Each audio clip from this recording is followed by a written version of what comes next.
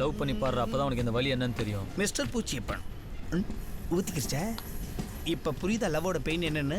அதான்டா அடுத்தவங்க அதில் அசால்ட்டாக நினச்சா நம்ம காதில் ஆட்டோமேட்டிக்காக அழிஞ்சிடும். நீ பண்ணது லவ்வா? பின்ன ஓ, நேருக்கு நேராக திடீர போகிறேன்.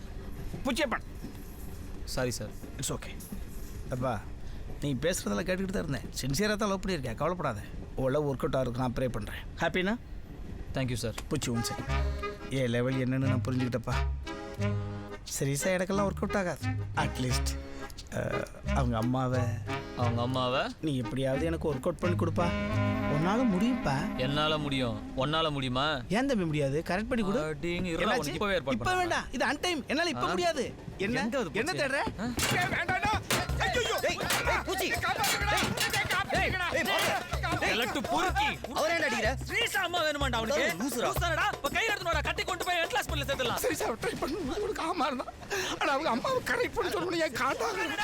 ஒருவேளை இருக்காது.